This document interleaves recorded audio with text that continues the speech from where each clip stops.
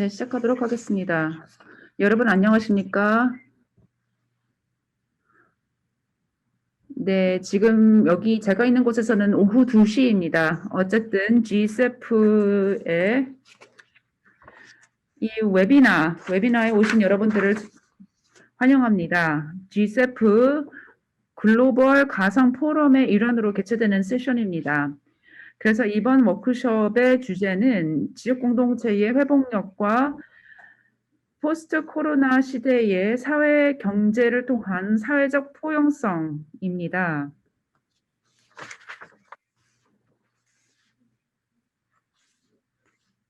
예, 그래서 오늘 굉장히 중요한 이슈를 우리가 다루게 될 텐데요. 전 세계적으로 여러 다양한 방식으로 우리 모두에게 영향을 미치고 있습니다.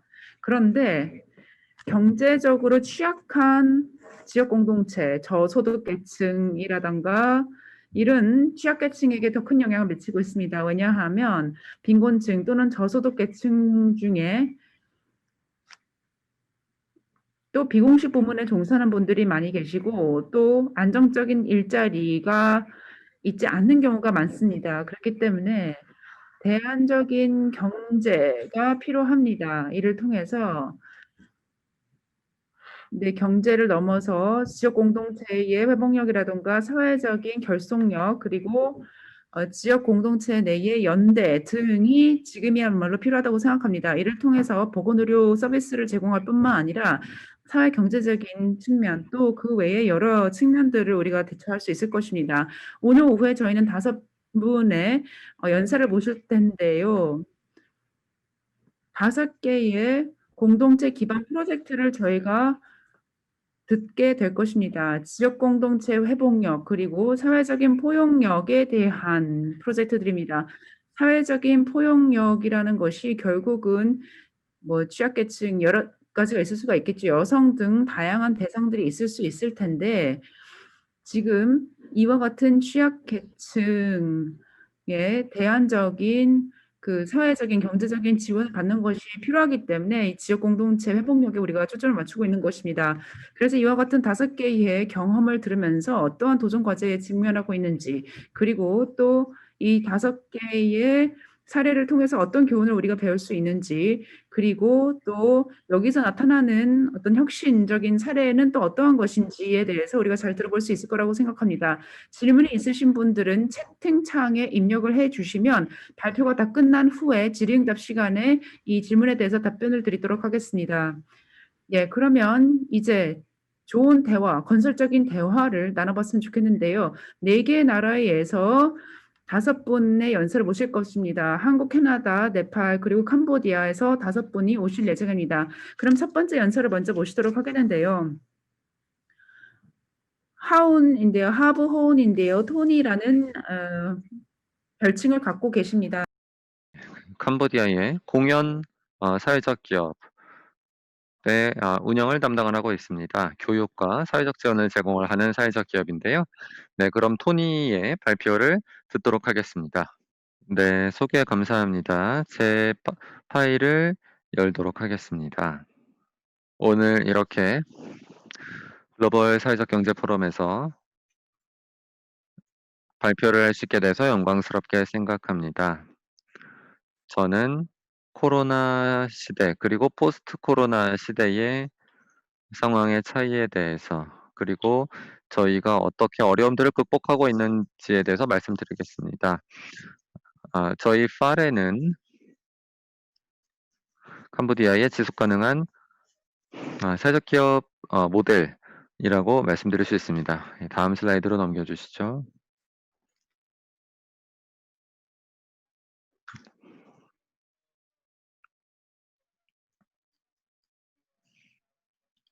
네, 배경 설명을 드리도록 하겠습니다.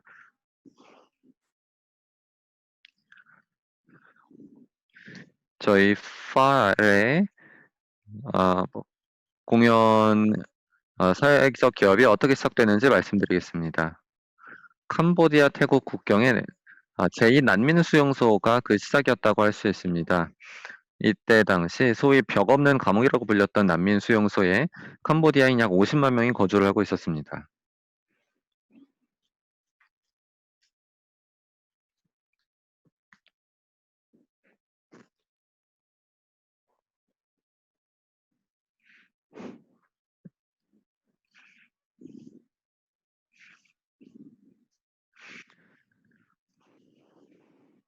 그래서 저희가 아 파레 폰네우 셀팍이라고 하는 기관이 설립이 된 것이 94년인데요. 25년이 넘었습니다.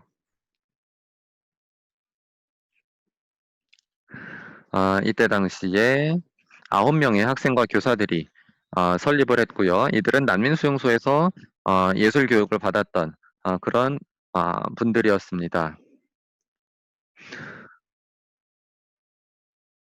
이들에게 그림을 가르쳤던 것은 1986년 프랑스의 미술교사 베로니크 드 크르비라는 사람이었는데요. 이분이 난민 수용소에서 그림 그리는 법을 가르쳤고 그 제자들이 파레 폰네우 셀팍을 설립하게 된 것입니다. 네, 역시 역사적 배경을 잠시 말씀을 드리는 것인데요. 94년에 설립된 이 파레 폰네우 셀팍은 인간의 발달과 국가의 재건을 위한 미술 치료 및 문화라는 모토를 가지고 있습니다. 20세기에 캄보디아에 내전이 발생을 하면서 문화와 예술이 상실이 됐습니다. 지식인과 예술가에 대한 표적 사례가 이루어지기도 했습니다. 평화협정이 체결된 이후에 90년대 대부분의 난민들은 고향으로 돌아갔는데요. 그중에서 난민 수용소에서 미술을 배우고 미술 치료를 받았던 이 9명의 10대 학생들이 캄보디아의 재건을 돕고자 했습니다. 그래서 1994년에 말씀드렸던 프랑스인 교사 베로니크 드크롭과 함께 파레 폰레오 셀팍을 공식 설립했습니다.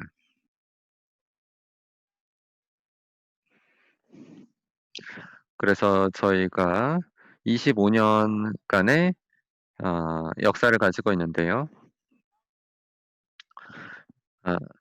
3헥타르의 면적을 가지고 있는 시설을 보유를 하고 있습니다.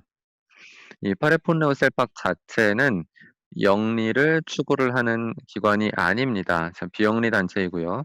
소외계층 아동과 청년, 그 가족과 협력하는 활동을 하고 있습니다. 직업 예술인 교육, 사회적 지원, 교육 프로그램 이 세 가지 활동을 통해서 인간 발달을 돕는다는 목적을 갖고 있고요. 매일 1,200여 명의 학생들이 이곳에서 무료로 어, 예술과 관련된 이론 및 직업 교육을 받고 있습니다. 그래서 학년별로 어, 저희가 12,000명을 교육을 하고 있습니다. 바텀방에 있는 3개의 마을에 800여 개 가정에 사회적 지원을 제공하고 있기도 합니다. 저희는 교육기관으로서 몇 가지 분야를 가지고 있는데요. 크게 2가지입니다. 시각예술과 공연예술 로 과가 나뉘어 있고요. 시각예술에는 페인팅, 드로잉, 현대미술, 그래픽 디자인, 애니메이션 등을 가르치게 됩니다. 공연예술과에서는 무용, 음악, 연극 그리고 서커스를 가르치게 됩니다. 그 외에 교육 사업을 진행을 또 하고 있는데요. 유치원생부터 고등학생까지 일반 교육 과정을 지원을 하고 도서관과 아동 발달 레저 센터 등을 함께 운영을 하고 있습니다. 또 사회적 지원으로는 아동 보호 및 재통합 프로그램, 점심 무료 급식, 그다음에 학용품, 건강 검진 및 상담도 제공하고 있습니다. 네, 이것이 이제 저희의 서커스 홀입니다.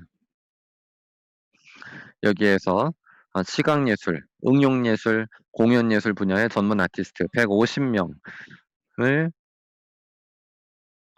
어 고용을 해서 교육을 진행하고 있고요. 사진에서 보시는 것처럼 소외계층 학생 1,200여 명을 매일 교육하고 있습니다. 이것이 저희가 가지고 있는 조직적인 지속 가능성 모델입니다. 자, 왼쪽에 보시면은 파레 폰네오셀팍이라는 지금 설명드린 교육기관이 있는데요. 이 기관의 지속 가능성을 위해서 유뉴스 박사의 사회적 기업 모델의 영감을 받아서 공연을 중심으로 하는 사회적 기업을 설립하게 되었습니다.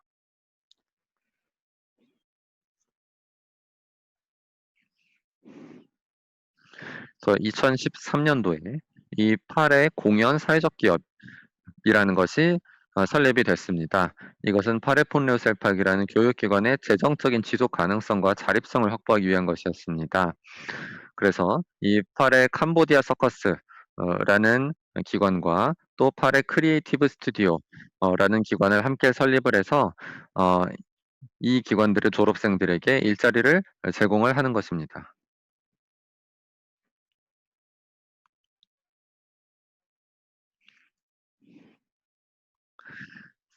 자, 현재 이 8회 공연 사회적 기업 사회적 기업에는 70명의 직원이 있습니다. 그리고 46명의 공연 아티스트들이 있고요. 8개의 쇼를 순환식으로 진행을 하고 있습니다.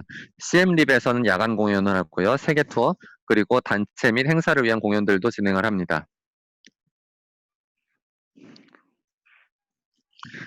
그래서 말씀드린 것처럼 이렇게 사회적 기업을 통해서 지속 가능성을 추구하는 것은 노벨상을 수상하기도 한 무하마드 유누스 박사의 영감을 받은 것입니다. 그래서 저희는 혁신적인 사회적 기업 모델을 추구하고요. 파레폰네오 셀팍의 졸업생들의 스킬을 활용을 해서 이익을 창출하고 이것을 통해서 다시 저희의 NGO 학교라고 말할 수 있는 이 파레폰네오 셀팍을 지원합니다. 저희 8회 공연 사회적 기업에는 3개의 미션이 있습니다. 첫째,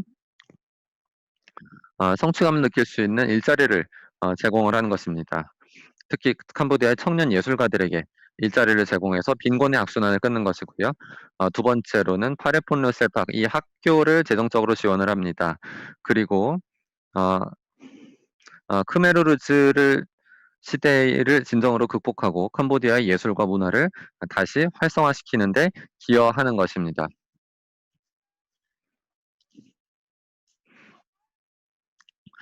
자, 그래서 이 8회 공연 사회적 기업 PPSE는 파레포네오 셀팍 학교를 이렇게 지원을 하고 있습니다. 첫째, 로열티를 지급을 하고요. 또 CM립에서 기부금을 모금한 것을 전달을 해주게 됩니다. 또 졸업생들을 공연자로서 고용을 하게 되고요. 또 이 사회적 기업 지분의 75%를 파레폰레오 셀팍이 소유를 하고 있기 때문에 여기에서 배당을 가져갈 수가 있습니다.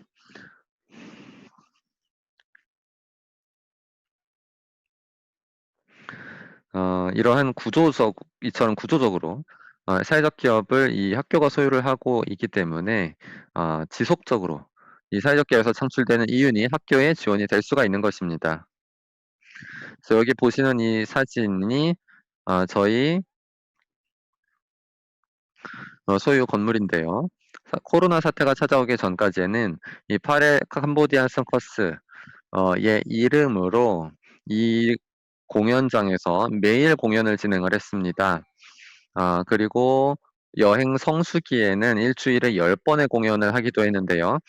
사실 3월 17일부로 정부에서 입국 제한 조치를 실시를 하면서 관광 산업이 완전히 사라지게 됐습니다.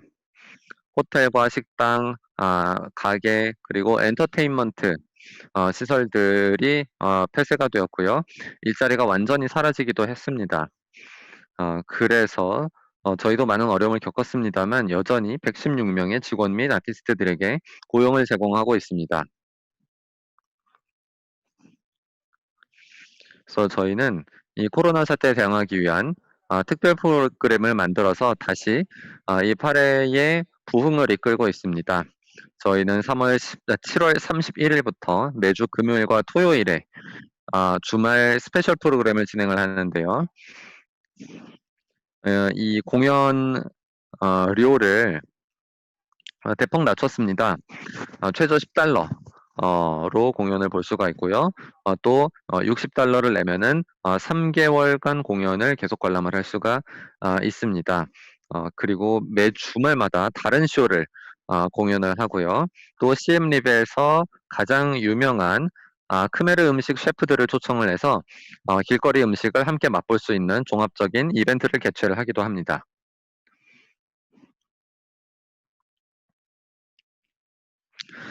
자, 그래서 이 코로나 시대 뉴 노멀에 저희가 어떻게 적응하고 있는지 좀 더 설명을 드리도록 하겠습니다. 사회적 거리 두기가 시행이 되고 있습니다. 그래서 저희가 야외에서 길거리 음식 박람회를 개최를 합니다. 여기에 굉장히 유명한 셰프 5명을 초청을 해서 많은 사람들을 끌어모으게 됩니다. 여기에 이 셰프들이 참여를 할 수 있도록 저희는 이 참가비를 받지 않고 이런 행사를 주최를 하게 되었습니다. 이렇게 길거리 음식 박람회를 개최를 하면은 주민들 그리고 방문객들이 찾아와서 공연을 보기 전에 여기서 음식도 먹고 음료도 마시고 이렇게 함께 시간을 보내는 것이고요. 이 시간에 본 공연 전에 또 방문객들이 즐길 수 있는 작은 엔터테인먼트 행사들을 또 준비를 해 놨습니다. 그리고 많은 분들이 셀카를 찍기 때문에 공연장에 셀카 찍기 좋은 그런 장소들을 장식을 통해서 만들어 놨습니다. 또 서커스 아티스트들과 함께 사진을 찍고 또 의상을 갈아입고 화장을 하면서 함께 서커스 공연자가 된 것처럼 즐길 수 있는 그런 프로그램들을 만들었습니다. 그래서 저희의 전략은 크게 이제 3 가지가 있다고 볼 수 있습니다. 아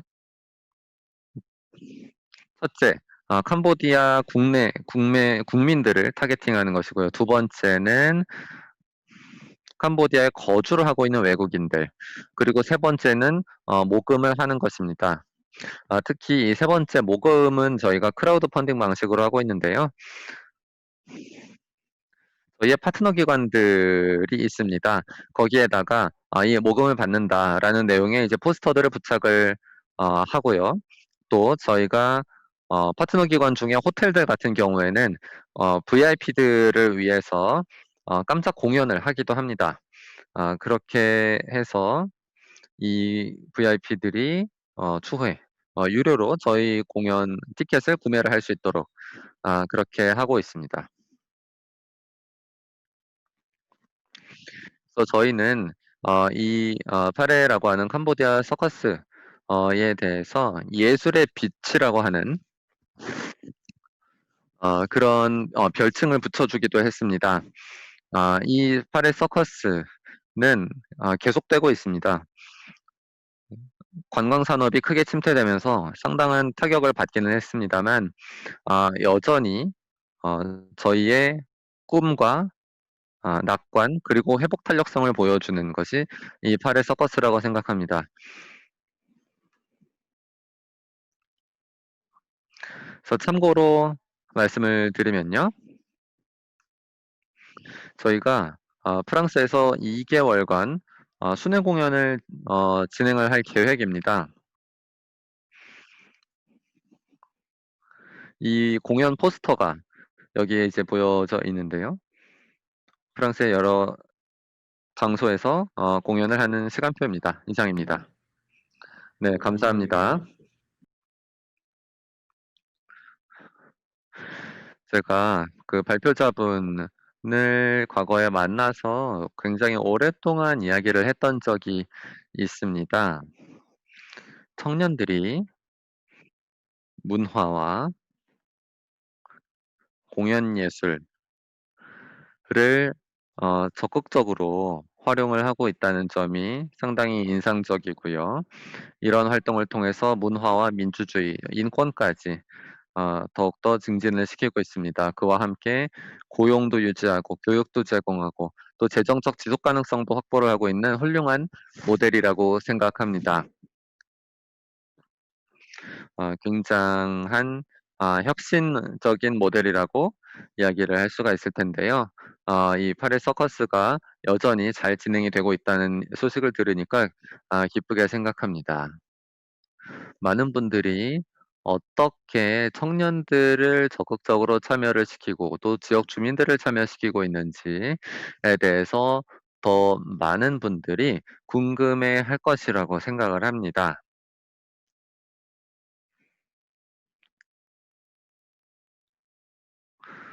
그렇게 해서 지속 가능한 경제적인 성장을 이뤄낼 수 있기를 바랍니다. 그럼 두 번째 발표로 넘어가도록 하겠습니다.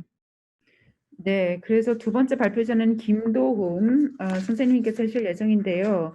지금 서울대학교에서 지금 환경교육연구소에서 연구원으로 계십니다.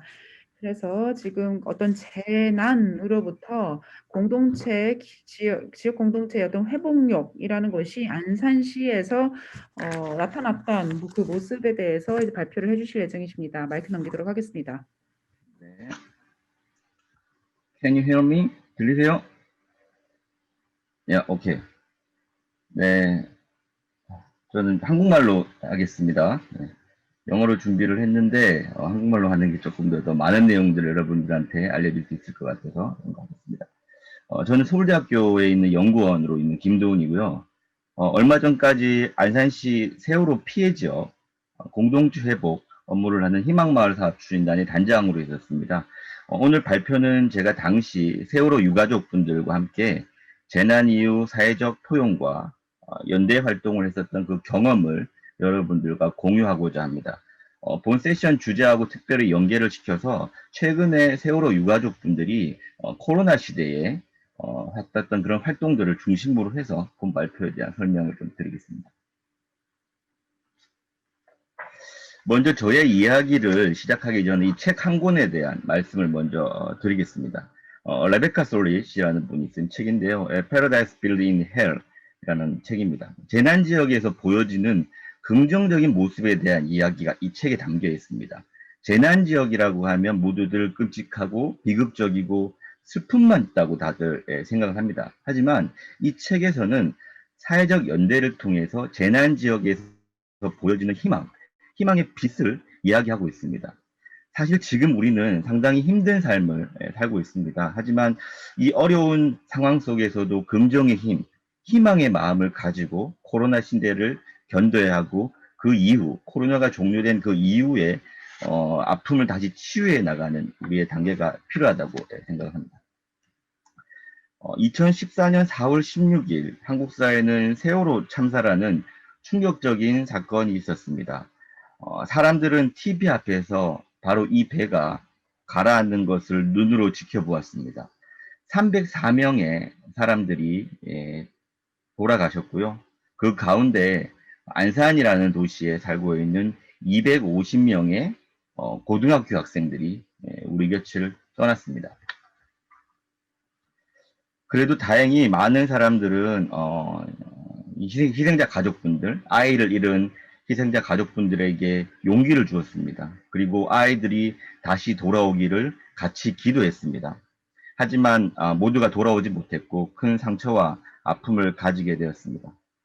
세상 모든 것을 잃은 것 같은 우리 유가족들은 지치고 힘들었습니다. 하지만 이들 곁에서 사회적 연대 활동을 했었던 시민들, 그 시민분들이 그들 곁에 있었습니다. 많은 분들이 함께 한다는 마음으로 곁에 있어 주었고요. 그 힘으로 우리 유가족분들은 하루하루 살았습니다.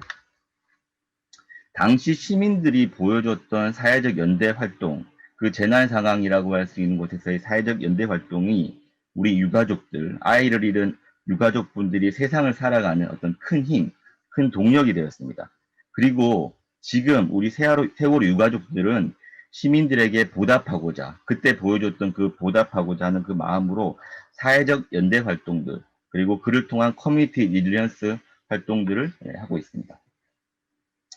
손재주가 특별히 뛰어난 엄마들은 본인들이 가지고 있는 재능, 그 재능을 활용해 사회적 경제 조직을 만들어왔습니다. 그 조직 이름이 4.16 공방입니다. 처음에 시작은 몇몇 분들을 위한 그냥 작은 선물 만드는 걸로 시작을 했지만 점점점 실력이 쌓여서 최근에는 국제 핸드메이드 페어 출품도 하고 전시도 하고 하는 그런 활동들을 했습니다. 대표적인 상품은 떠난 아이들을 그리워하는 것에 대한 상징으로서 리본, 그리고 여기 있는 이런 나비 같은 것들이 있습니다. 이 나비도 우리 가족분들이 직접 만들어서 저한테 준 건데요. 그리고 또 이런 제품을 만드는 것뿐만이 아니라 이분들이 가지고 있는 이 경험을 가지고 지역사회 그리고 사회적 약자들을 위한 교육 프로그램도 특별히 운영을 하고 있습니다. 4.16 공방을 중심으로 유가족분들은 코로나 시대에 그러면 우리가 어떤 걸 할 수 있을까라는 생각, 우리가 무엇을 해야 된다라는 그런 목적성이 생겼습니다. 사실 이 유가족들은 재난이라는 상황을 이미 2014년도부터 사실 경험을 했습니다. 그래서 누구보다도 힘들어하는 사람들에 대한 아픔에 대한 공감의 마음, 그것이 어떤 의미가 있는지를 알고 있습니다. 그래서 코로나 상황에 우리 유가족들이 시민들을 위해서 무언가를 하자라는 그런 마음을 먹게 되었고요. 그렇게 만들어진 것이 이 상품입니다. 유가족 코로나 시대에 대응하기 위한 새로운 상품을 개발해서 이것들을 시민들에게 나누자라는 것들이 가족들이 생각한 거고요. 안전사회, 친환경이라는 테마로 여기 보이는 마스크라든가 숟가락, 젓가락, 그 다음에 텀블러백 같은 제품을 만들었습니다. 그리고 세월호 가족이 직접 이걸 만들면서 안전사회에 대한 경각심, 재난을 극복하는 그 마음이 사실은 전달이 되었다고 봅니다. 이러한 상품들을 지역 주민들에게 그냥 나눠주기도 하고요. 그리고 일부는 또 판매해서 또 사회공헌 활동으로 쓰는 데로 활용했습니다. 그리고 또 세월호 유가족들은 세월호 봉사단, 4.16 가족 나눔 봉사단을 만들어서 사회공헌 활동을 시작했습니다. 사실 재난 상황에서 봉사활동들이 가지고 있는 힘 너무나 큽니다. 그리고 세월호 가족들은 당시에 봉사했었던 사람들한테 상당히 많은 어떤 연대의 마음을 가졌습니다. 그래서 코로나 시대 때 이 봉사단을 만들어서 우리가 할 수 있는 게 무엇일까? 우리가 희망이 되었으면 좋겠다라는 그런 마음으로 We Spread Hope라는 슬로건을 만들어서 활동을 지금 하고 있습니다. 최근에 있었던 대표적인 활동이 우측에 있는 포스터 희망을 전하는 꽃편지 배달부입니다.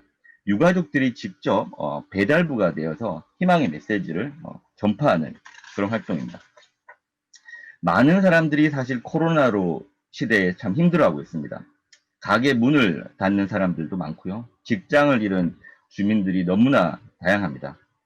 하지만 또 이렇게 어려운 상황을 극복하기 위해서 좋은 일을 하는 헌신적인 활동을 하는 사람들도 참 많았습니다. 의료 종사자, 의사, 간호사, 구급대원, 자원봉사 단체 너무나 고마운 사람들이 사실 많았습니다. 그래서 이 4.16 봉사단은 직접 꽃과 편지를 기반으로 한 선물을 준비를 했습니다. 그래서 힘들어하는 사람들한테는 용기를 주고요. 또 너무 수고하고 감사하는 사람들한테는 고마워하는 그 마음을 표현하는 것들을 했습니다. 유가족들이 전하는 이런 사회적 연대의 마음은 코로나로 인해서 힘들어하는 상황에 놓여 있는 이 모두에게 위로와 희망을 전하는 어떤 계기가 사실 되었다고 볼 수 있습니다. 학교를 가지 않는 청소년들, 이 청소년들도 참 이 코로나 시대에 힘들어하고 있습니다. 그래서 우리 유가족들은 4.16 늘품학교라는 프로그램을 따로 만들었습니다. 그래서 학교에서 배우지 못하는 것들, 학교에 가지 않아서 침체된 삶을 살고 있는 아이들에게 꿈과 희망을 알려주는 교육을 시작했습니다. 유가족들을 중심으로 한 공방, 4.16 공방, 그 다음에 4.16 연극단, 그리고 4.16 목공, 그리고 4.16 합창단, 이 가족분들이 직접 운영하고 있는 사회적 경제 조직입니다. 이 조직들이 기반이 돼서 이분들이 선생님이 되어서 아이들을 직접 가르치는 학교, 그 프로그램들을 운영했습니다. 그걸 통해서 새로운 문화를 만들었다고 볼 수 있습니다.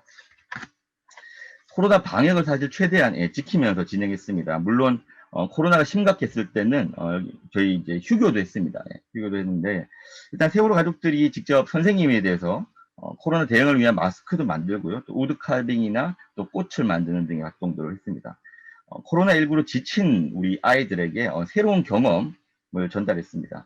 사실 유가족들은 아이를 잃었습니다. 이 아이를 잃은 엄마들이 힘이 나는 거는 안산의 청소년들, 우리 청소년들을 보는 것이라고 사실 합니다. 별이 된 아이들이 못다 이룬 꿈, 우리 떠난 아이들이 못다 이룬 꿈들을 이제 살아있는 아이들이 꼭 이뤘으면 하는 그런 마음으로 우리 유가족분을 사실은 활동을 하고 있습니다.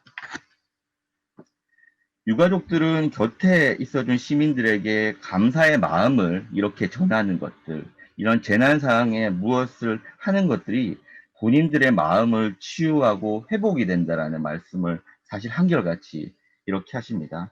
그만큼 재난 상황에서 모두는 사회적 연대의 힘, 사회적 포용력을 가지는 것이 얼마나 우리는 중요한가라는 것들을 사실 알 수 있습니다. 재난을 겪고 있는 이 상황에 사실 우리는 어떤 삶을 살아야 할까요? 그리고 이후는 우리는 어떻게 해야 될까요? 사실 아픔의 경험, 이미 재난을 경험했던 유가족들이 지금 현재 재난을 갖고 있는 이 상황에 베풀고 있는 이 마음, 이 세월호 가족들의 이 마음이 좀 큰 의미 있게 전달이 되었으면 하는 바람입니다. 지금까지 재난 피해자라고 할 수 있는, 피해 당사자라고 할 수 있는 유가족들이 보여준 사회 참여와 사회 연대 활동에 대해서 말씀을 드렸습니다. 이를 통해서 재난을 현명하게 극복하고 하는 것은 함께하는 것들, 연대하는 것이라는 것을 저는 알 수 있습니다. 그리고 여러분들도 충분히 이해할 거라고 생각합니다. 세월호 유가족들이 먼저 보여줬던 이러한 과정들, 우리 아마 이 코로나 사회에 우리가 던지는 저는 메시지라고 생각을 합니다. 그리고 이를 통해 코로나 이후에 코로나가 해소된 그 이후에 우리의 삶, 우리의 치유 이런 것들도 다시 한 번 더 생각해보고 청구를 해야 된다고 저는 생각합니다. 네, 이상 발표를 마치겠습니다.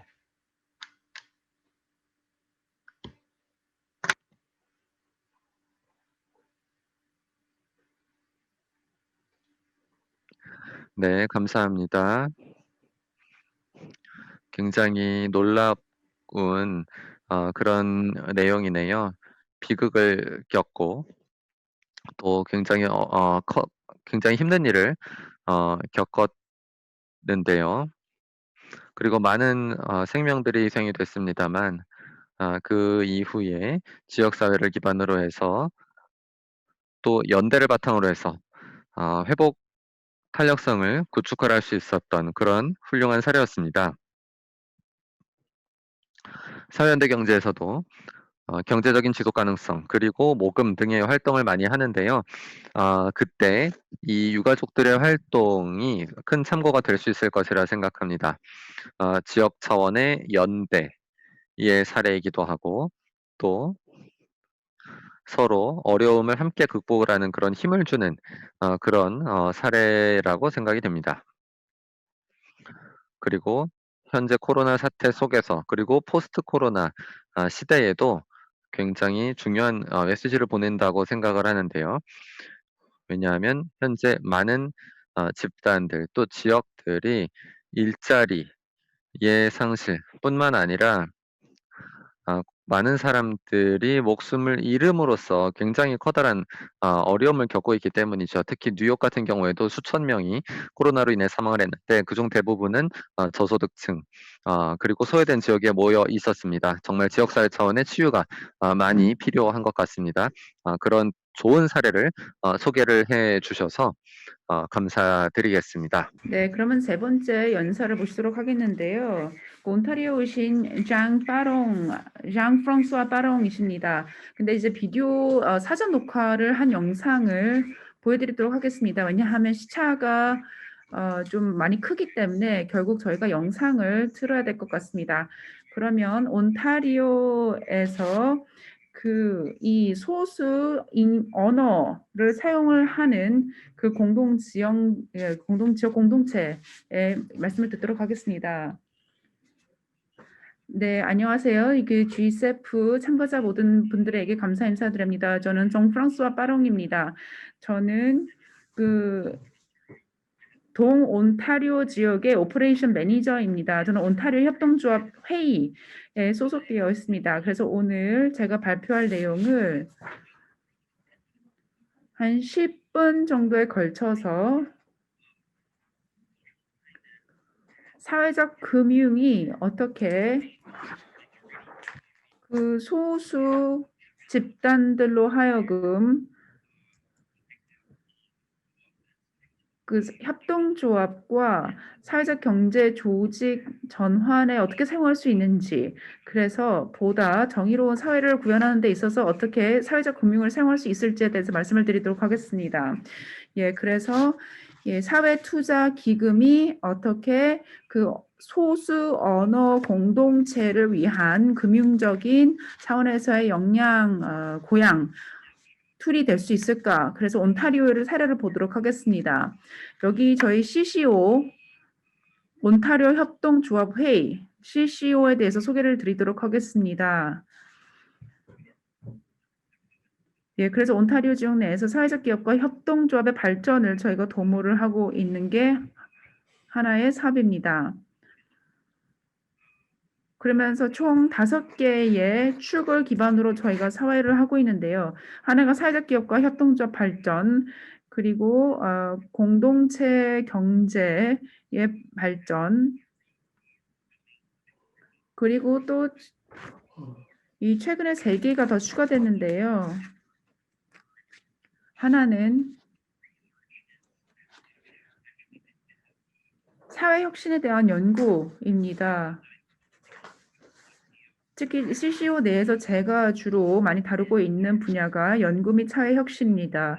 그리고 또 뿐만 아니라 그 조직 관리 쪽도 저희가 관여하고 있고 국제협력도 하고 있습니다.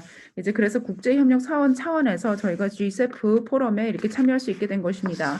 그래서 오늘 발표의 목차에 대해서 간단하게 말씀을 드리도록 하겠습니다. 먼저 간단하게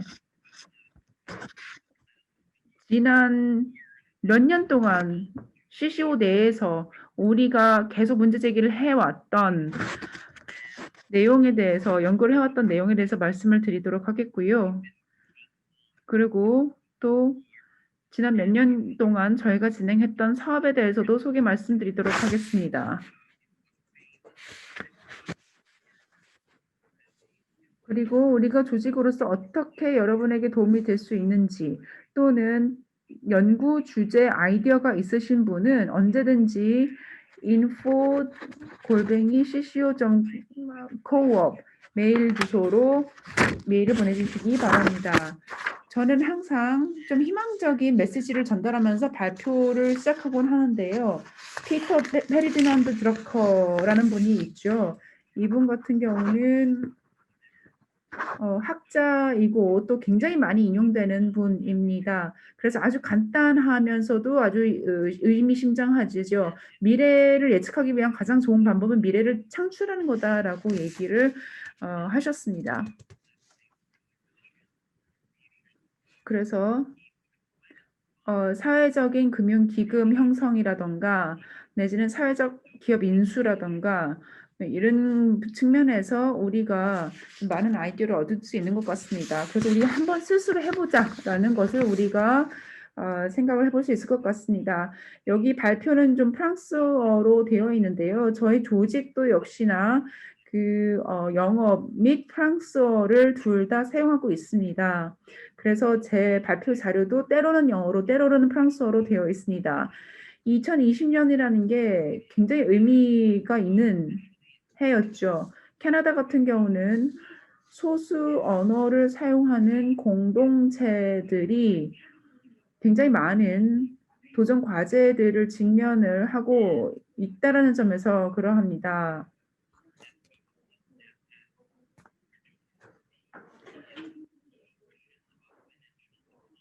특히 경제적인 자립, 사회적 경제 조직이라든가 협동조합, 그리고 비영리 기업, 그리고 사회적 목적 하에 운영되는 조직들의 경제적인 자립에 대한 고민들이 많이 대두되었습니다. 아무래도 이들 조직 같은 경우는 경제 활동에 있어서 특정한 니쉬에서 활동하고 있기 때문에 이런 상황에 직면하게 되는 것 같습니다. 일단은 그 캐나다 내의 프랑스어권 같은 경우 지역 공동체 기반한 조직들이 다양한 프로그램을 통해서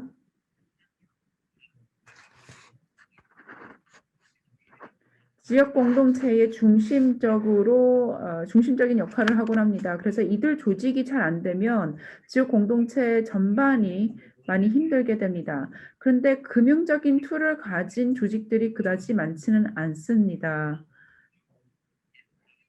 그래서 이와 같은 특정 목표 조직 SPO들을 지원하기 위한 경제적인 조치들은 많지 않다라는 것이죠. 그 경제적인 자원에 대해서 의사결정도 좀 더 잘해야 되고 해야 되는데 그런 역량이 솔직히 지금 온타리오에서는 좀 부족한 현실입니다. 그래서 저희가 사회적인 혁신 워크숍도 하고 저희 캐나다 내에 있는 사회적 경제 네트워크 등 다양한 조직들이 이와 같은 이슈들을 사전에 충분히 대처하고자 노력하고 있습니다.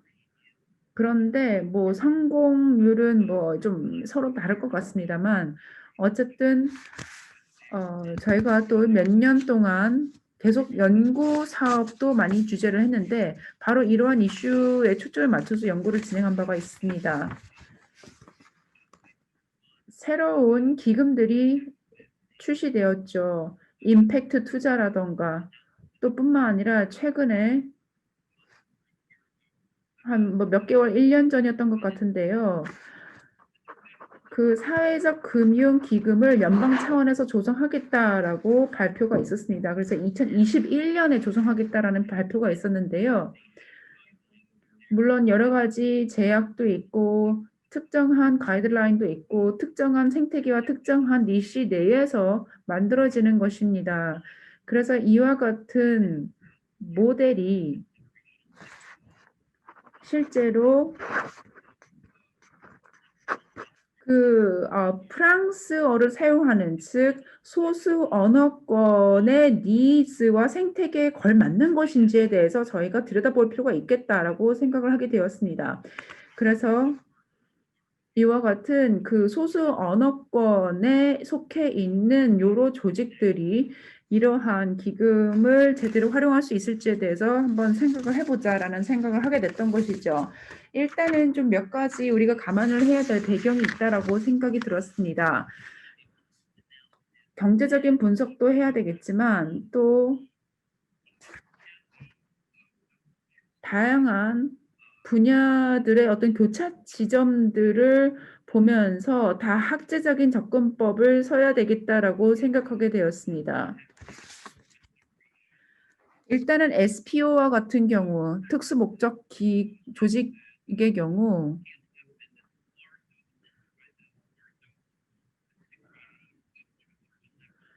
업스케일링을 하게 되고 그 업스케일링을 하게 되면 어느 정도 경제적인 자립성을 얻게 될 것인지 아니면 임팩트 투자가 필요한지 또는 그 외에 외부에서의 어떤 지원과 이 컨설팅이 필요한지에 대해서 저희가 찾아보기로 했습니다. 사실 온타리오 같은 경우는 굉장히 생태계가 큽니다. 10,000개 정도의 사회적 경제 조직이 있고요. 협동조합 같은 경우는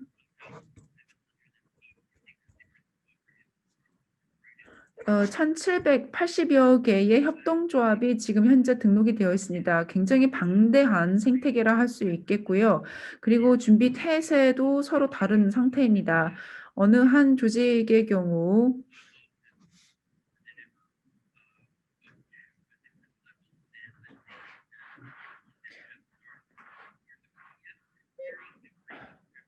어느 한 특정 조직이 다른 조직보다 규모라든가 여러 가지 면에서 큰 차이를 보이기도 합니다.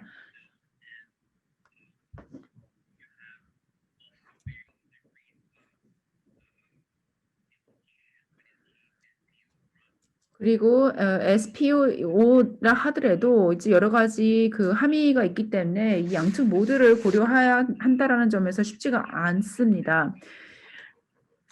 근데 이제 몇 년 저희가 작업하면서 사회적 금융 관련해서 몇 가지 이제 필수적인 요소들이 있다라는 것인데요.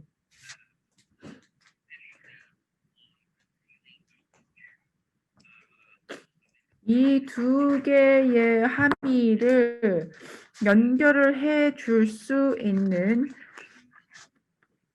노력들이 필요하겠다라는 생각을 하게 되었습니다. 저희 생태계 같은 경우는 아까도 말씀드렸다시피 다양한 금융 상품들로 구성이 되어 있습니다. 사회 임팩트 채권도 있고 주식도 있고 그리고 벤처 투자 자본도 있고 이것이 한쪽으로 쭉 있고요. 또 다른 쪽에서는 조금 더 창의적인 혁신적인 사회적 금융 상품들이 있을 것입니다. 예를 들어서 사회적 기업을 조성을 해서 사회적 기업을 만들어서 어쨌든 금융으로서의 역할을 하도록 하는 그런 사례도 있습니다. 근데 이제 프랑스어권 지역 공동체 같은 경우 저희는 한 100만 명 정도의 인구를 보유하고 있기 때문에 아직까지는 이렇게 많이 크게 발전을 하기에는 현재로서는 좀 역부족인 것 같습니다. 그래서 그렇다면 저희가 그 목표를 향해서 가기 위해서 즉 프랑스어권을 사용하는 지역 공동체에게 도움을 주기 위해서 그중에서도 이제 사회적 금융에 도움이 되기 위해서는 여러 어려움들을 우리가 극복을 해야 될 텐데요.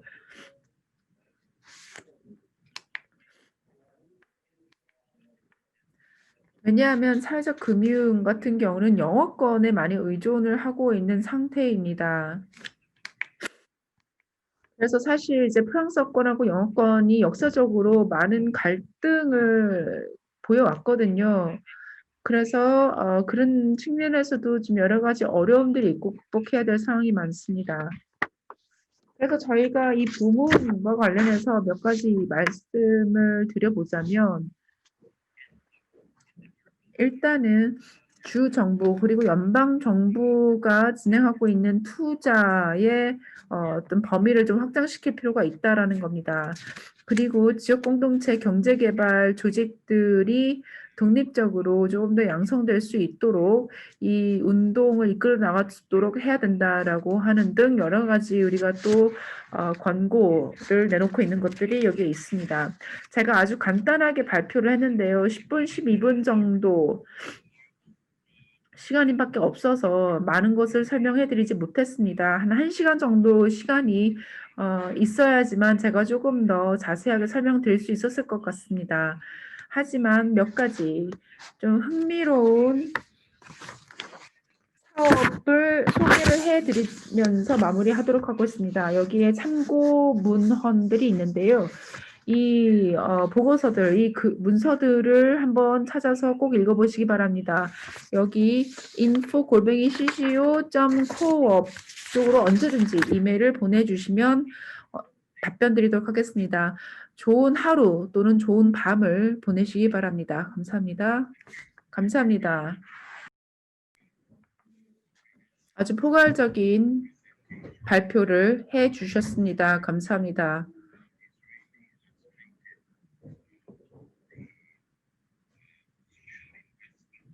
사회 투자 기금에 대해서 설명을 해 주셨고요. 그 온타리오에서만 그 사회적 기업이 10,000개 그리고 협동조합이 뭐 1,800여 개 있다라고 말씀을 해 주셨는데요. 엄청난 생태계이네요. 그래서 다양하게 이제 사회적 금융이 제공되고 있다라는 얘기를 하셨던 것 같고, 그래서 사회적 경제 부문에 많은 도움이 되고 있는 것으로 보입니다.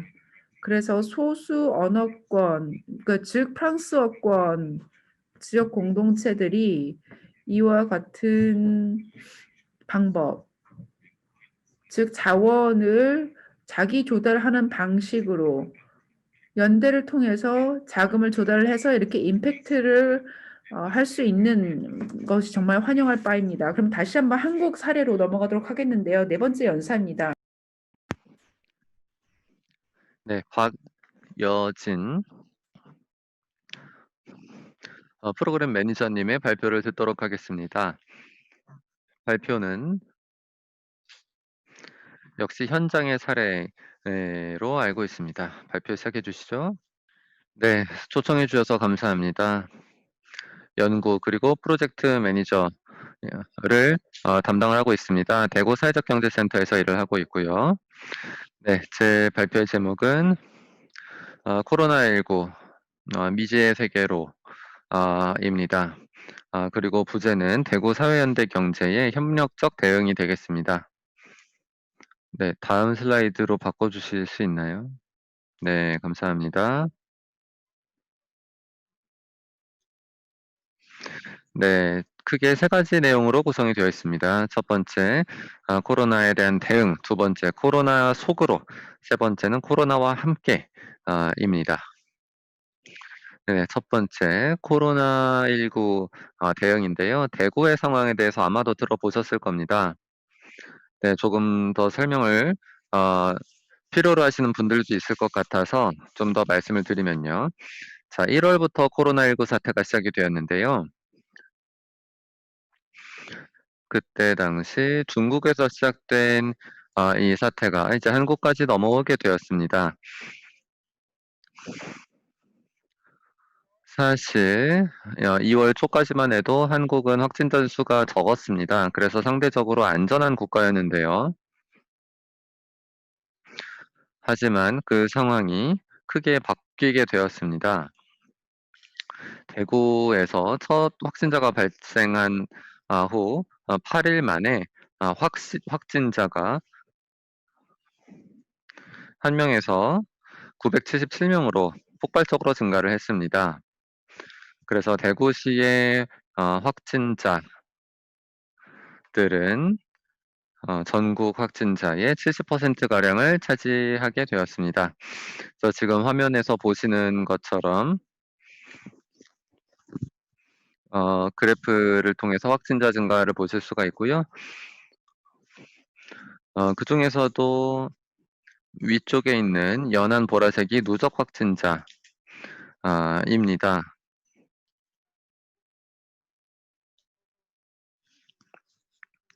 그래서 대구 에서는 사회적 거리두기가 강력하게 실시가 됐습니다. 그렇다고 봉쇄 조치가 실시된 것은 아니고요. 그리고 역시 그래프에서 보시는 것처럼 확진자 수가 급격하게 감소를 해서 한 달 만에 상황이 안정됐습니다. 네, 다음 슬라이드로 가겠습니다.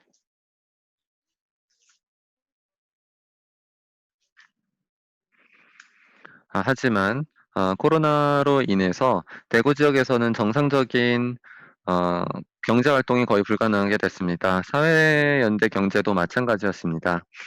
저희 대구 사회적 경제센터에서도 조사를 해 보았는데요.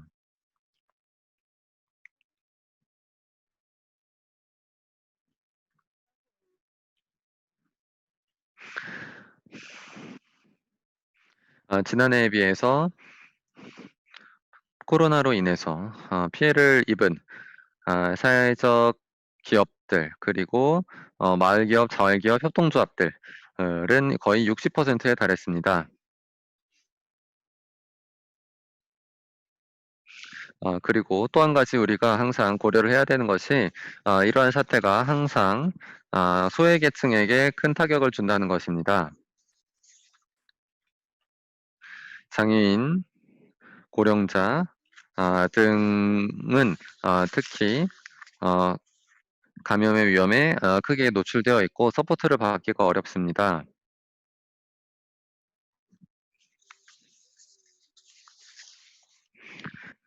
그리고 경제적인 피해로 인해서 소득이 크게 감소한 계층 같은 경우에는 즉각적인 현금 지원을 필요로 하고 있었습니다. 그래서 이 아래쪽에 그 표를 보시게 되면요. 대구 사회적경제센터에서 설문조사를 한 결과입니다. 코로나로 인해서 매출액 감소가 얼마나 있었느냐라는 그 조사인데요. 6개, 23개 중에 6개 기업은 90%에서 100%, 4개는 70% 감소했고요. 그 증가한 업체 수는 4곳에 그쳤습니다.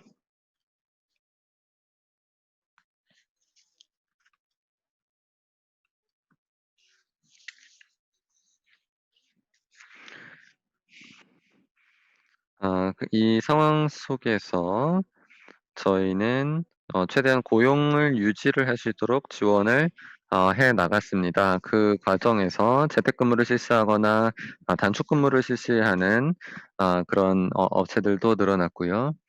유급휴직, 무급휴직 등이 실시가 되었습니다. 자, 이 화면을 보시면 의사결정 과정을 저희가 그려 놓은 것입니다.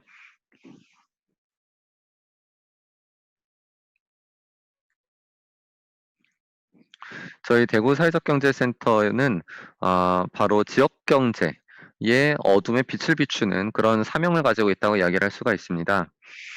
그 과정에서 중요한 것은 주민들의 자발적인 비공식적인 활동이 되겠습니다. 이것을 바탕으로 해서 저희는 온라인에서 다양한 아이디어를 모으고 또 정보를 공유하는 그런 활동을 진행을 해 나갔습니다.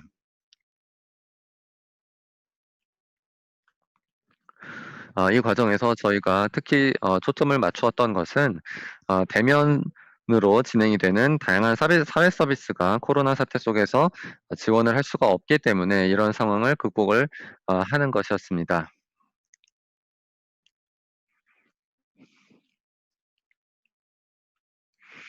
그래서 이런 상황을 극복을 하기 위해서 어 저희가 아래쪽에 그 박스에서 보시는 것처럼 자발적인 활동 들이 이루어졌고요. 두 번째로는 온라인에서 다양한 논의가 이루어졌고, 그리고 그것은 크게 이제 두 가지로 나눌 수 있습니다.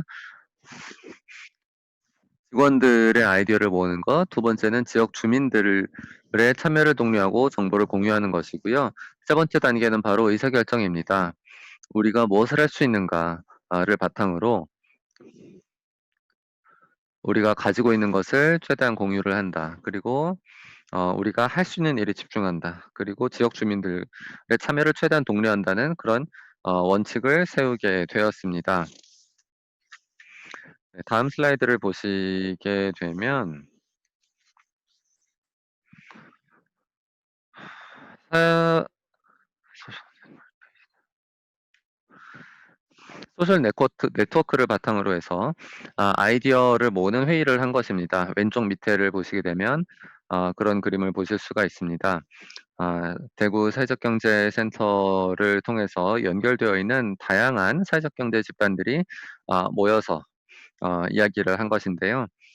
페이스북이나 인스타그램 그리고 메신저 등을 통해서 함께 논의를 하고 많은 사람들의 참여를 모을 수가 있었습니다. 여기서 중요한 것은 각자 할 수 있는 것을 하는 것이지요. 자, 그리고 이런 문구가 있습니다. "재단은 취약계층의 심장을 겨눈다."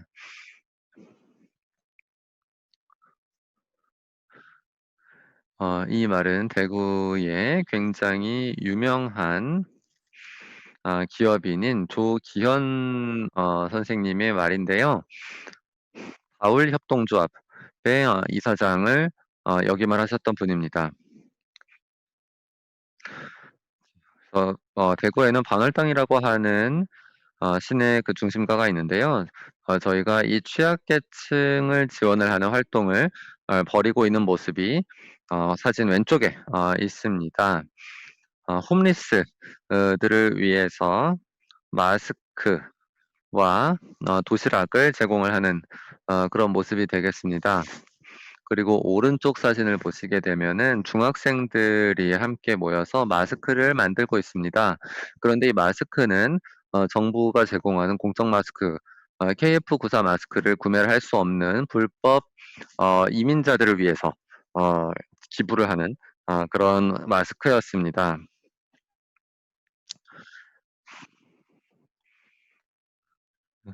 정부의 공적 마스크 공급 체계에서는 어 법적으로 등록된 신분증을 갖고 있지 않으면 마스크를 구매할 수가 없었기 때문에 저희가 이런 활동을 진행을 하게 된 것입니다.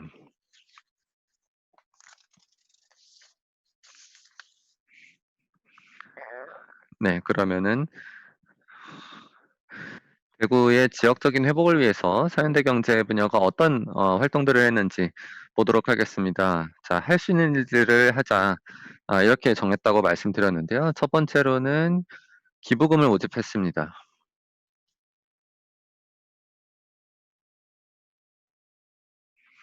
네, 보시게 되면은 약 7,900만 원을 모금을 했습니다. 이 기부금을 지역의 교회와 학교, 그리고 도움이 필요한 단체 등에 기부했고요. 자신이 원래 제공을 하는 상품들 그리고 서비스들을 무료로 제공을 하는 그런 활동도 있었습니다.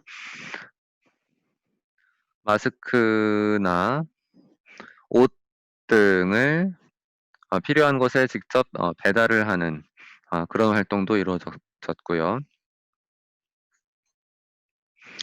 또 다양한 자원봉사가 있었습니다. 특히 협동조합들을 중심으로 해서 다양한 자원봉사 활동이 이루어졌습니다. 이런 활동은 그냥 어떤 특별한 지원 없이 그냥 모여서 할 수 있는 것들을 하자는 그런 마음에서 시작이 된 것입니다. 자, 다음으로는 이 코로나가 우리에게 주게 된 예기치 못한 선물이 있었습니다. 사회적 경제 연대가 오히려 강화가 되었습니다. 다양한 조직들이 모여서 대구 사회적 경제 가치 연대라고 하는 하나의 연대체를 구성을 하게 되었습니다. 그래서 연대체 속에서 이 사회적 경제 부문의 상황에 대해서 서로 빠르게 공유를 할 수 있게 되었고요. 또한 사회연대 경제는 지역의 사태를 회복을 하기 위해서 다양한 노력들을 함께 했습니다. 그 과정에서 중요했던 것이 바로 취약계층과 사회연대 경제 간의 상설적인 네트워크를 구축을 한 것입니다.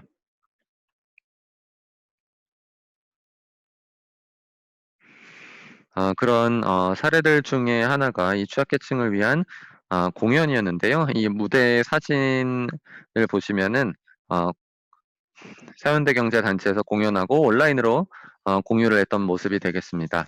네, 또 한 가지는 아까 말씀드렸던 그 상설적인 그 네트워크의 그림이 되겠는데요.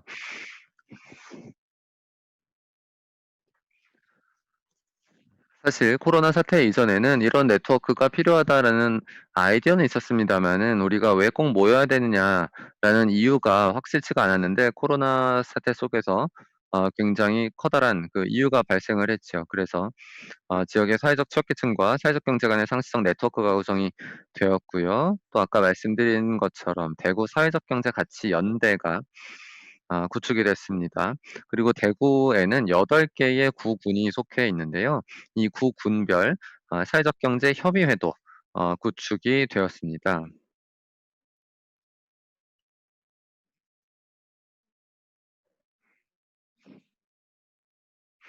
그래서 이런 협의회를 통해서 각 지역에서 경험을 하고 있는 어려움들을 취합을 하고 어 도와서 함께 해결할 수 있는 그런 가능성이 훨씬 더 커지게 되었습니다.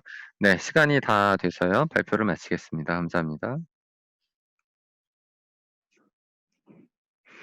네, 발표 잘 들었습니다. 네, 상당히 흥미로운 모델인데요. 지역 차원의 사회적인 네트워크를 구성을 하고 이것을 통해서 위기를 극복을 하고 있는 그런 내용이었죠. 사실 이런 네트워크 자체가 위기 속에서 위기의 영향으로 인해 만들어졌다는 것도 특이한 점입니다.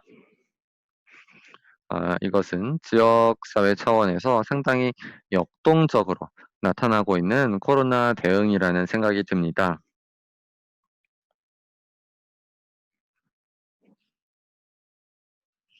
이 지역 주민들이 함께 모여서 이런 문제를 해결할 수 있었다는 것이 또한 인상적입니다.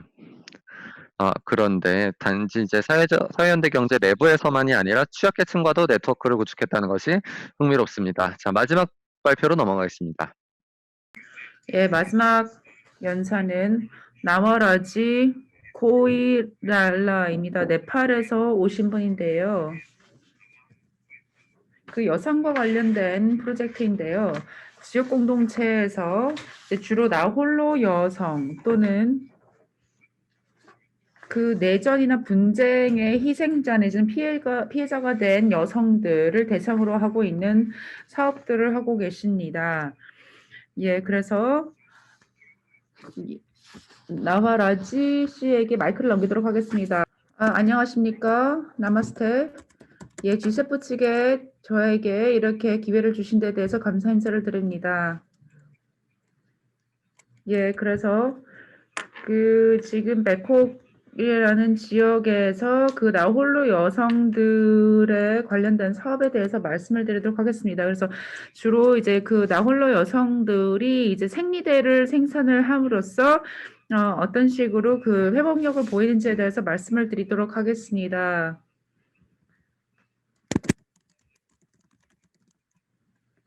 예, 그래서 저희가 네팔에 있는 칸춘폴에 있는데요. 저희 CBSWDC는 2008년 7월에 설립이 되었습니다. 그래서 그 내전 때문에 남편을 잃은 여성들로부터 시작이 되었는데요.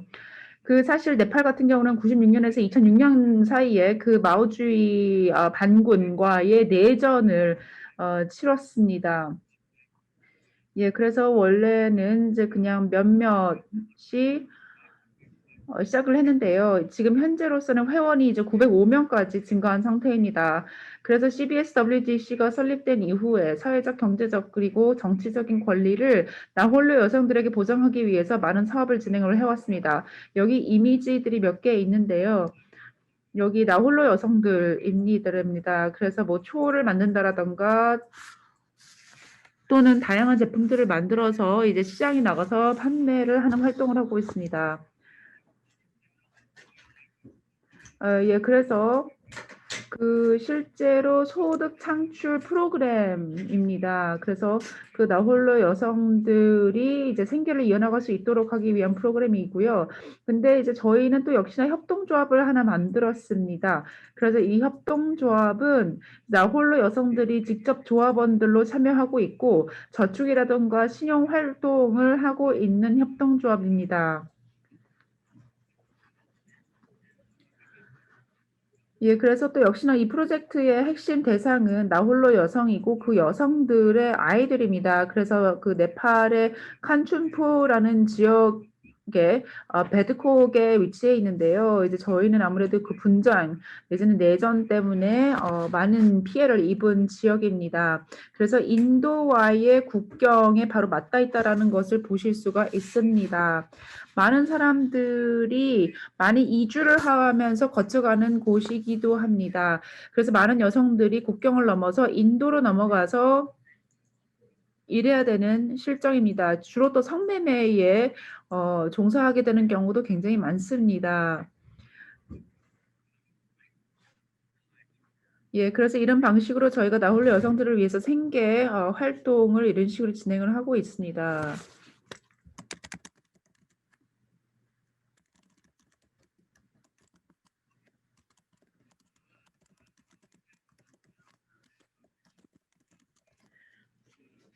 예, 이제 코로나에 직면해서 저희가 여러 가지 어려움을 직면하게 되었습니다.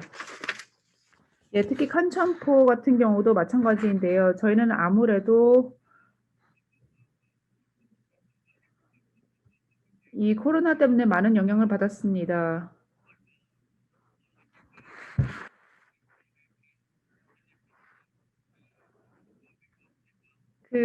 네팔의 여성 아동 노인부가 진행한 젠더 분석 보고서에 의하면 그 여성의 이제 부불 노동이 정말 많이 증가를 하고 있다. 왜냐하면 코로나로 인해서 여행 금지가 부과되었고 또 모든 가족 성원들이 주로 집에 머물러 있기 때문이죠. 또 뿐만 아니라 다른 데에 갔던 이주 노동자들이 이제 귀향을 하고 이들을 돌봐야 되기 때문에 여성의 그 무임금 노동이 정말 급증을 했다라는 것입니다. 그래서 원래는 평균 6시간에서 10시간 일했는데 이제는 18시간에서 22시간 일하는 것으로 나타났습니다.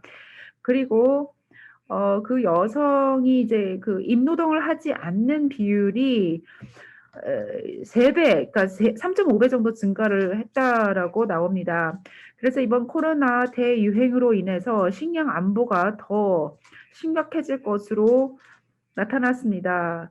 특히 이미 그 취약한 계층, 예를 들어서 토지가 전혀 없는 여성이라던가 내지는 여성 생계 부양자이던가 내지는 저축이 전혀 없는 나홀로 여성, 그리고 귀향을 한 이주 여성, 그리고 나홀로 여성 등이 이제 실제로 식량 불안정 상태에 놓일 가능성이 높아졌다라고 얘기를 하고요. 그 83%의 여성들이 또 자신의 일자리를 또 잃었습니다. 그리고 또 뿐만 아니라 많은 그 사회적인 낙인이라던가 차별이 만연한 상태입니다. 뭐 여성이기 때문에, 그리고 카스트나 특정 지역 출신이기 때문에 많은 차별이 있는 상태입니다. 그래서 제가 아까 말씀드렸던 그 나홀로 여성이라는 그 대상에 대해서 조금 더 저희가 분석을 해보자면 다음과 같습니다.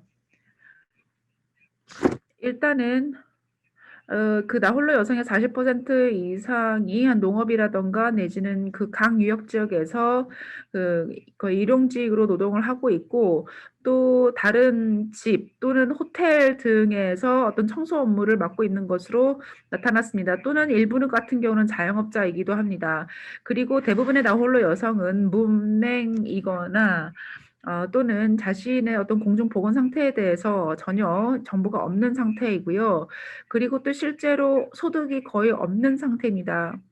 그리고 내전으로 해서 남편을 잃은 후에 그 경제적인 상태가 많이 악화된 상태고요.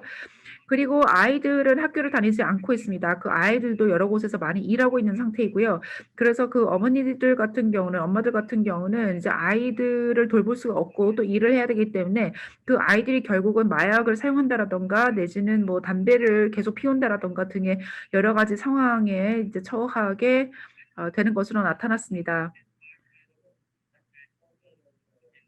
그리고 또 뿐만 아니라 굉장히 보수적인 문화로 인해서 전통에 의하면 여성, 그 소녀들 같은 경우는 그 생리 중일 때는 4일에서 일주일까지 집 밖에 있는 아주 작은 이 작은 그 공간 안에 갇혀 있어야 된다고 합니다. 그래서 이 생리를 할 때 그 학생들 같은 경우는, 특히 여학생들 같은 경우는 이와 같은 차별적인 관행에 희생이 되고 있고 또 학교를 갈 수가 없는 상태가 되어버립니다. 그래서 이제 사회적 경제적인 발전을 위해서 여성에 대한 이와 같은 차별, 그리고 여성의 건강과 관련된 이런 심각한 문제들을 대처를 해야 될 것입니다. 그래서 저희 여기 오른쪽 사진을 보시면 CVS WDC 회원들이 저희가 직접 가서 그 생리를 하는 여성들이 갇혀 있어야만 하는 이 작은 공간을 직접 저희가 부수는 등의 행동을 취했습니다.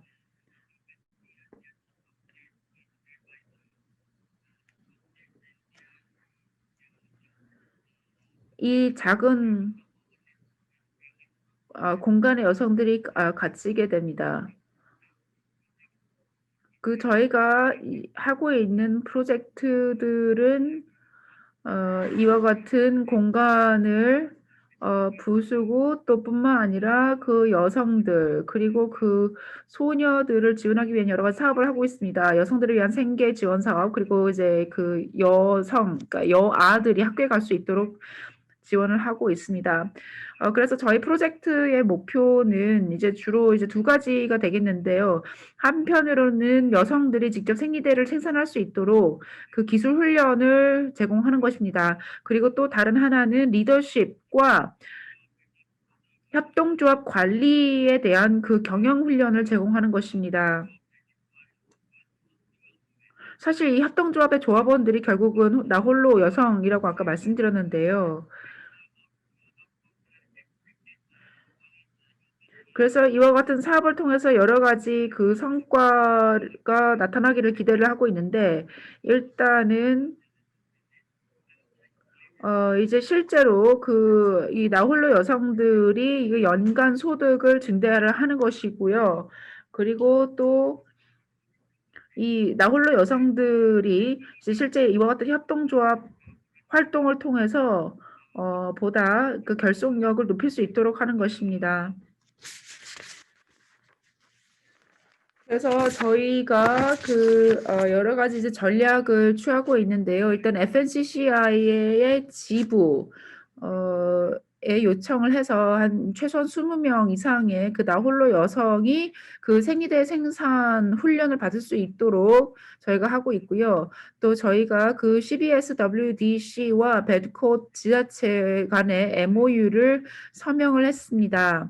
그래서 지자체 측에서는 집에서 생리대를 만들 수 있는 필요한 그 원자재들을 공급을 하게 됩니다. 예를 들어서 뭐 면이라던가 테이프라던가 뭐 등 다양한 재료를 제공하게 됩니다. 그리고 지자체 같은 경우 이 프로젝트에 대해서 모니터를 하게 될 것이고요. 한 43센트가 되는 한 50 네팔 루피 정도를 생리대 하나당 결국은 지불을 하게 될 것입니다. 그렇게 함으로써 이제 여성들은 더 많이 생산을 하도록 동기부여를 하게 될 것입니다. 그리고 또 뿐만 아니라 이 생리대들을 여러 학교에 보내서 여학생들이 자주 학교에 올 수 있도록 유도를 하기 위해서 이 생리대를 무상으로 공급할 예정입니다. 그리고 이제 장기적으로 또 이제 저희 회원들, 저희 조합원들을 위해서 협동조합 관리 훈련도 저희가 계속 해 나가고 있습니다. 그래서 리더십이라든가 협동조합 경영 등에 대해서 배워 나갈 수 있도록 또 장기적으로 협동조합을 운영을 해 나갈 수 있도록 저희가 지원을 하고 있습니다. 예, 그래서 저희가 지금 현재 축제 기간입니다.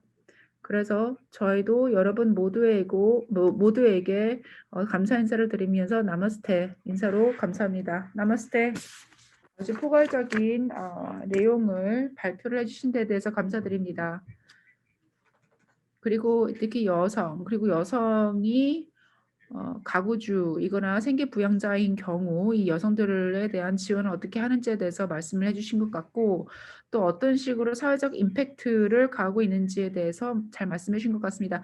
마틴 호 씨께서는 이 화면 공유를 다시 내려주시고 이제는 서로 Q&A를 하면서 서로 대화를 할 시간이기 때문에 예, 화면 공유 필요 없을 것 같습니다. 다시 한번 감사드립니다. 나와라지 씨.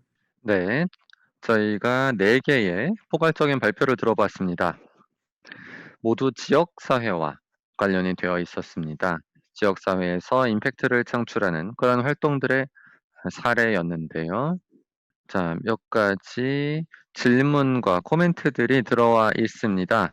네, 로렌스 과학 사무국장님의 코멘트는 본 것 같습니다. 혹시 코멘트나 질문 직접 있으신가요? 네, 직책을 좀 맡고 계시니까 그 시작을 해주시기를 부탁을 드렸습니다. 네, 감사합니다. 굉장히 흥미롭게 생각한 세션인데요. 저희가 위기 속에서 바로 사회현대 경제의 가치가 더욱더 인정받을 수 있다는 이야기를 많이 해왔습니다. 사회현대 경제는 공유 그리고 기여를 핵심으로 하기 때문에 이러한 가치들을 실천을 했을 때 위기 속에서 더 빛날 수가 있고요. 가치 중심의 조직들이기 때문에 또 더욱 그렇다는 생각이 듭니다.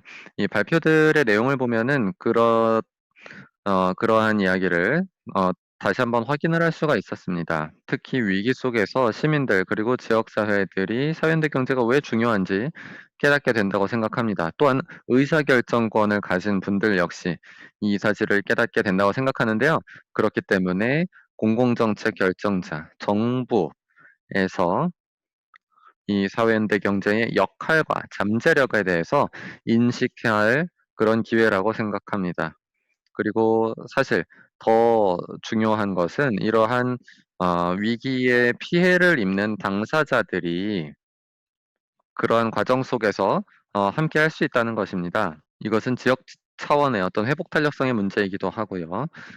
또 치유 그리고 굉장히 구체적인 필요들을 충족을 하는 이런 모든 것들과 관련되어 있습니다. 네, 그래서 모든 발표자분들께 정말 감사를 드리고 싶습니다.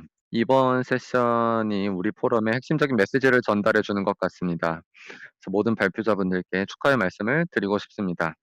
네, 굉장히 중요한 부분을 강조해 주신 것 같습니다. 위기 속에서 또 비극과 재난 속에서 이 코로나 사태와 같은 상황에서 사람들은 함께 모일 수밖에 없습니다. 또 공동체 차원의 해법을 찾을 수밖에 없습니다. 또 지방 정부, 주민, 공동체 등과 함께 다양한 이해 당사자들이 이 재건을 위한 프로세스를 진행할 수밖에 없다는 생각이 듭니다. 네, 한 가지 질문을 전달해 드리겠습니다. 사회적 포용성이라고 하는 관점을 어떻게 반영해서 우리가 회복하고 또 회복 탄력성을 확보할 수 있을까라는 질문인데요. 자, 여기에 또 두 번째 질문이 있었습니다. 어떻게 하면 우리가 아이디어를 공유를 해서 전환을 이룰 수 있을 것인가? 그리고 세 번째는 각 발표자들의 어떤 핵심적인 그 배움을 좀 공유를 해달라는 요청이었는데요. 자, 그럼 제가 요청드리겠습니다. 모든 발표자분들께요. 여러분이 진행하고 있는 프로젝트가 사회적 포용을 어떻게 증진을 하고 있습니까? 그리고 두 번째로는 핵심적인 메시지가 무엇인지. 네, 마지막 발표자부터 답해 주시죠. 네, 나와라 씨 계십니까? 네, 네, 감사합니다. 데니슨 씨. 예, 사회적 포용력에 대해서 말씀을 해주셨는데요. 이 CBSWCD 같은 경우 네팔에서 사회적 포용력을 굉장히 중요시하는 프로젝트입니다. 그 나홀로 여성들 같은 경우는 뭐 특정 카스트 출신들이 또 많고 또 가장 취약한 계층이기도 하죠. 그 사회적 경제적으로 많은 힘든 상황에 놓여 있습니다. 그리고 사회적으로도 그렇고 경제적으로도 그렇습니다. 많은 차별을 또 받고 있고요.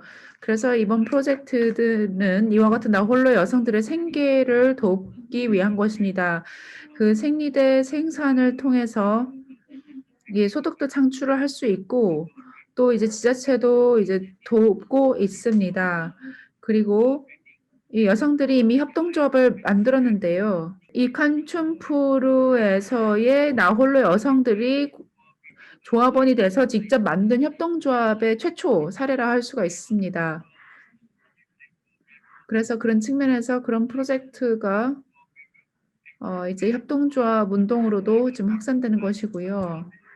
그러니까 말씀드렸다시피 지금 회원이 905명이라고 말씀드렸었잖아요. 근데 이제 그 최대한 많은 여성들이 이와 같은 활동에 그 뭐 생리대 생산이라든가 협동조합에 참여할 수 있도록 유도하고 있습니다. 감사합니다. 나와라 아저씨.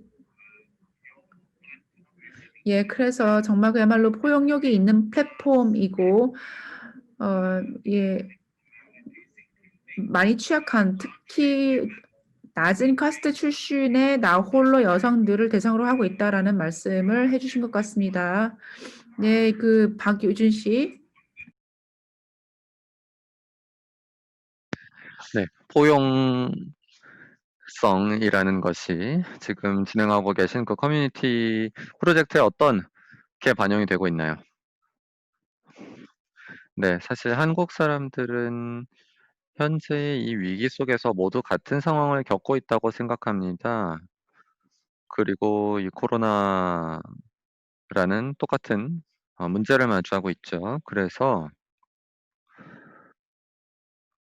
저희가 함께 일하는 모든 단체들 역시 마찬가지입니다. 물론 쉽지만은 않습니다. 이 어려운 상황 속에서 공유를 한다는 것이 쉽지는 않은데요. 저희는 다시 한번 '사람이 중요하다. 서로 돌보는 것이 중요하다는 것을 배우는 계기가 되었다고 생각합니다. 그래서 여러 단체들이 더욱 다시 이제 함께 노력해야만 된다라고 생각을 하게 된 것이죠. 그렇게 했을 때 지역사회를 더욱더 강화할 수 있다는 것을 배우는 것이고요. 또 그렇게 했을 때 더욱더 빠르게 또 쉽게 우리가 공동체를 회복시킬 수 있다는 걸 배웠다고 생각합니다. 네, 답변 감사합니다. 네, 또 다른 질문이 들어와 있습니다. 네, 이 질문으로 바로 넘어가도록 하겠습니다. 자, 일부에서는 코로나19가 위기라고 얘기합니다. 하지만 어떤 사람들은 이 코로나 사태로 인해서 우리의 현재의 발전 양식에 대해서 다시 한번 생각할 기회가 된다고 이야기합니다. 여러분이 보았을 때 이 코로나19 위기는 이런 상황 속에서 코로나 위기가 우리의 지역 사회를 더욱 강화하고 사회연대 경제의 성장의 기회를 준다고 보시는지요? 아직 답변하지 않으신 분들께 답변 기회를 드리겠습니다. 먼저 김도훈 교수님, 김도훈 교수님의 답변을 들어보도록 하겠습니다. 네, 아까 질문하고 좀 연결을 시켜서 답변을 드리겠습니다. 사회적 경제와 사회적 포용력, 그리고 이 코로나 시대의 어떤 새로움은, 대부분의 어떤 당사자들을 우리는 대상화 시켜서 하고 있는 게 아닌가라는 그런 생각을 합니다. 하지만 다들 아시겠지만 코로나19로 인한 문제는 모두가 다 피해자라는 거죠.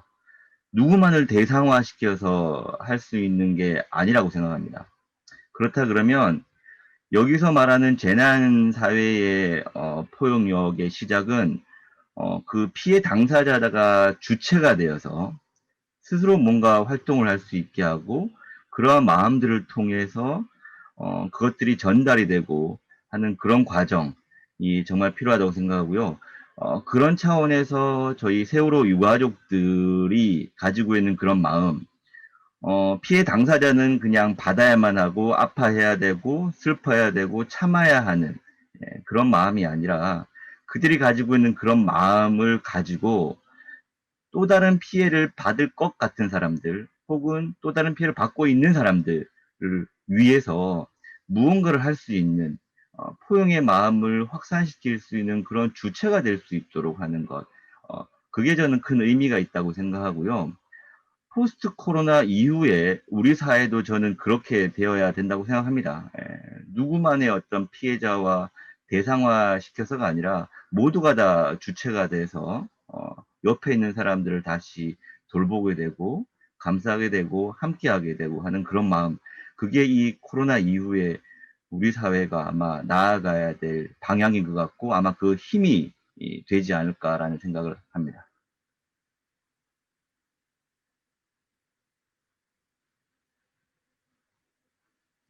예, 감사합니다. 시간이 다 된 것 같습니다만 토니가 굉장히 좀 짧게 답을 해주시면 좋겠습니다. 코로나 사태 속에서 어떻게 다른 방식으로 지금 대응을 하고 계신지요? 네, 기회 주셔서 감사합니다. 이 코로나 사태 속에서 저희는 사회적 기업을 운영을 할 때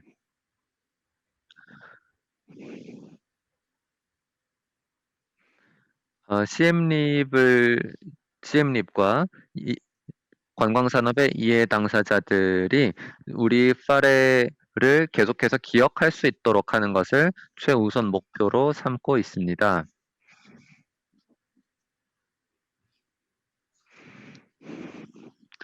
그래서 저희가 지속적으로 반드시 한 번은 가봐야 하는 그런 경험으로 자리를 잡고 싶습니다. CM립과 CM립의 예술인 커뮤니티 그리고 관광산업의 이해 당사자들과 저희는 계속해서 협력하고 있고요.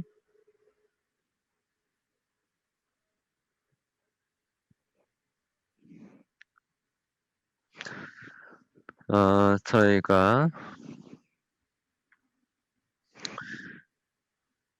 작년에는 프놈펜으로도 사업을 확장을 하기 위한 계획을 세웠는데요.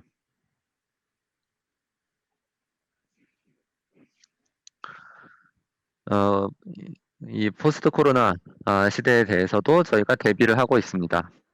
네, 감사합니다. 시간이 다 됐다는 이야기를 전달을 받았습니다. 굉장히 좋은 사례 연구들을 저희가 접했던 것 같습니다. 지역사회의 회복 탄력성과 포용성에 대한 훌륭한 이야기 들려주신 모든 발표자분들께 감사의 말씀을 드립니다.